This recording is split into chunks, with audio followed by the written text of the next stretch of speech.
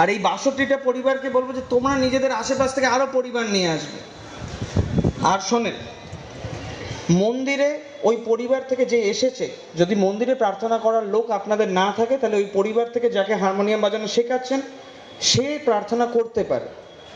এইবার যদি সেটা মেয়ে হয়, তাহলে আগে ছেলেরা যারা আমরা আছি, যদি সেই দিনে উপস্থিতির সময় কোনো ছেলে যদি না থাকে হারমোনিয়াম বাজিয়ে ঠাকুরের কাছে প্রার্থনা করার জন্য, তাহলে মায়েরাও করতে পারেন, কিন্তু হারমোনিয়ামটা দিয়েই করাটা ভালো। আচ্ছা, এইবার দেখি, ধরেন আমরা সবাই দীক্ষিত, এইবার আমাদের একটা অদীক্ষিত, ধরেন আমার একটা অদীক্ষিত মেয়ের সাথে বিয়ে হলো, ঠিক আছে, তাহলে তাকে দীক্ষা নিতে হবে না নিতে হবে না? সবাই জোরে বলেন। ঠিক আছে, এইবার আমাদের পরিবারের একটা মেয়ের, বা আমি যদি মেয়ে হতাম আর আমার একটা ছেলের সাথে দীক্ষা, মানে যদি বিয়ে হতো, তাহলে সেই ছেলেটাকে কি দীক্ষা নিতে হতো? বলছেন, কিন্তু এতটা জোরে বেরোচ্ছে না কিন্তু, তাই না? তাহলে ঘরের পুরুষরা যেই কাজটা করে সেটা আমরা সবার উপরে চাপিয়ে দিই। তো আপনারা যদি হারমোনিয়ামে প্রার্থনা করা শেখেন, তাহলে আপনাদের ঘরের মায়েরা এমনিই শিখে যাবেন। কিন্তু যদি মায়েরা শেখেন প্রার্থনা করাটা, আপনারা কিন্তু শিখে উঠতে পারবেন না। অনেকটা রান্নার মতন বিষয়টা, তাই না?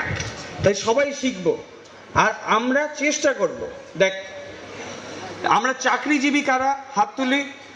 ভোরবেলা কেউ কি 7টার আগে চাকরির জন্য বাড়ির থেকে বেরোন? 2 জন, 3 জন, 4 জন, 5 জন, একদম ঠিক আছে। ভোরবেলা প্রার্থনা গরমকালে দেওঘরে 4:55, 1 ঘন্টা প্রার্থনা 5:55। আমি 6টার থেকে 1 ঘন্টা আশ্রমের বাইরে ইষ্ট কাজ করতে পারি। আমার ইষ্ট কাজ করার জন্য তো ভীষণ সময় লাগবে এরকম কোনো বিষয় নেই। আমরা প্রত্যেককে চেষ্টা করব যে আমরা যাতে নিজেদের বাড়িতে ভোরবেলা প্রার্থনা করি। আর যদি নিজেদের বাড়িতে না হয়, তাহলে আমাদের পাড়ার উপযোজনা কেন্দ্রতে গিয়ে প্রার্থনা করা আরম্ভ করায়। প্রত্যেকটা উপযোজনা কেন্দ্রে যাতে ভোরের প্রার্থনাটা হয়। 31টা পরিবার আমরা উপযোজনা কেন্দ্রের জন্য সংগ্রহ করব, যারা গিয়ে উপযোজনা কেন্দ্রতে প্রার্থনা করবে ভোরবেলা। আপনারা যদি বলেন যে লোক সংগ্রহ হচ্ছে না, কি করে করব, তাহলে সর্বপ্রথমে নিজেকে ঘুম থেকে উঠে যেতে হবে। আমি ভোরবেলা প্রার্থনায় উঠি না, আমি ভীষণ আলসে। আমার বাবা এটা নিয়ে আমাকে কোনোদিন বকা দেন না।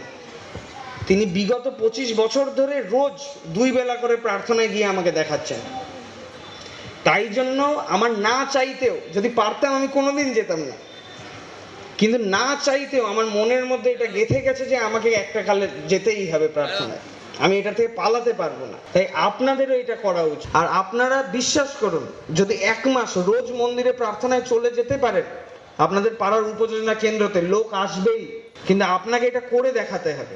মন্দিরটা, ঠাকুরের মন্দিরগুলো শুধু ঠাকুর বাড়ি নয়, সৎসঙ্গ বিহার নয়, সৎসঙ্গ কেন্দ্র নয়, অধিবেশন কেন্দ্র নয়, উপযোজনা কেন্দ্র নয়, আমরা প্রত্যেকটা সৎসঙ্গেই কিন্তু একটা মন্দির। আর ঠাকুরের মন্দিরে প্রার্থনা হওয়াই উচিত। আমরা নিজেদের বাড়িতে এটা শুরু করব। প্রত্যেকটা পাড়ায়, প্রত্যেকটা গুরু ভাই যারা আমরা পারি, তারা এটা চালু করার চেষ্টা করব যে আমার বাড়িতে প্রার্থনা হোক। সকালবেলা বসে একটু চা খাবো, দরকার হলে পাড়ায় বিভিন্ন বাড়িতে গিয়ে আপনারা প্রার্থনা করবেন, তাহলে সকালের ব্রেকফাস্টের খরচাটাও বাঁচবে, ঠিক আছে? কিন্তু এইটা আমরা আরম্ভ করব, এটা আমাদেরকে করে দেখাতেই হবে। আর চেষ্টা করব, আপনি দাদা আসছি আপনারটা বলবো আমার একটা কথা আছে, অনেক গুরুজনেরা আপনারা সবাই আমাকে অভিযোগ জানিয়েছেন, বা বিভিন্ন জায়গার থেকে আমি শুনি যে আজকাল যারা যুবক বৃন্দরা কাজ করছে তারা একটু উচ্ছৃঙ্খল, তাদের ভাষাটা খুব খারাপ। একদম, আমি এটা জানি, আমারও ভাষা ভীষণ খারাপ, কিন্তু ক্ষমা করবেন আমাদেরকে।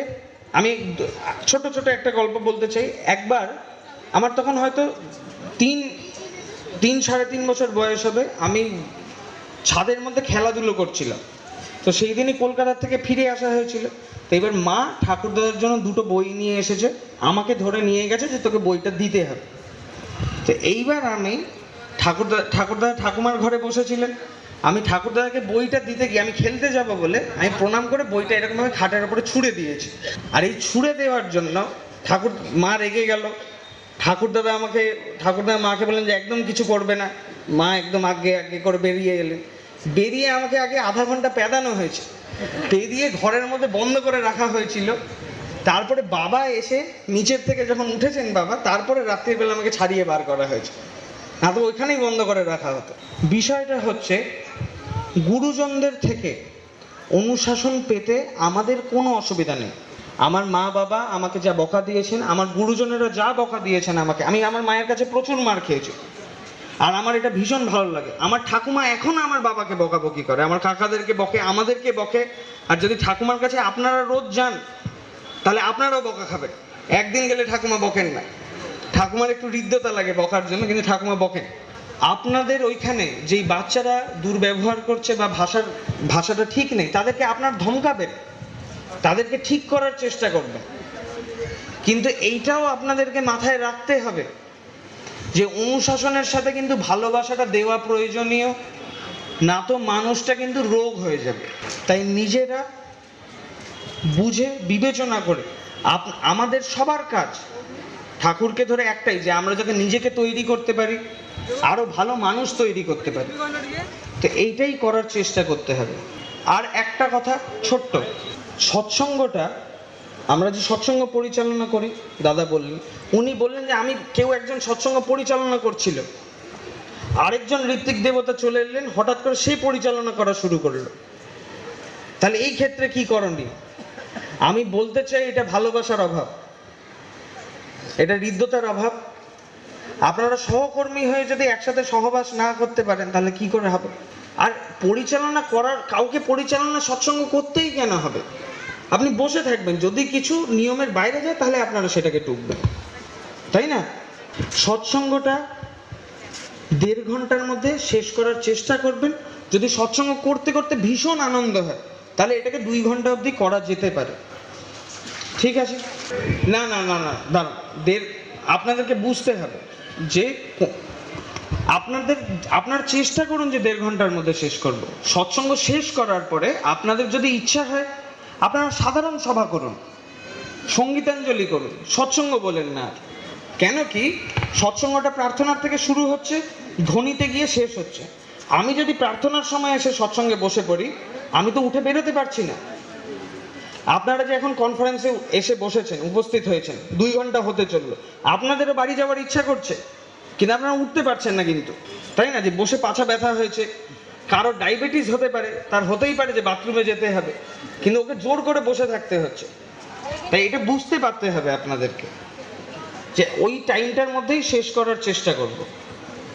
আর যদি সৎসঙ্গ শেষ করার পরে আমরা সাধারণ সভা করি, যত ঋত্বিক দেবতা যাজকরা এসেছেন, যদি কোনো নতুন লোক বক্তৃতা দিতে চায় তারাও দিক, কিন্তু পরবর্তীকালের জন্য আমাকে এটা রেখে দিতে হবে না। বোঝাতে পারছি তো?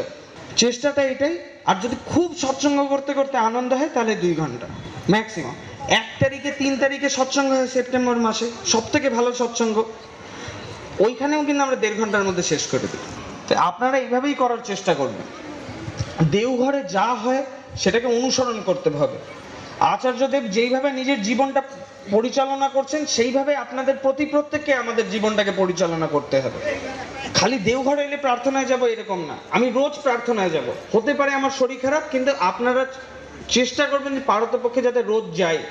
আর 1টা মাস নিজের বাড়ির ওখানে প্রার্থনা করলেই কিন্তু লোকজন হয়ে যাবে। যারা এই জিনিসটা নিজেদের স্থানীয় মন্দিরে আরম্ভ করেছে তাদেরকে জিজ্ঞাসা করে দেখতে পারে। আচ্ছা, আমি এটা বলেই কথাটা শেষ করি, সময় হয়ে এসেছে। জয় গুরু।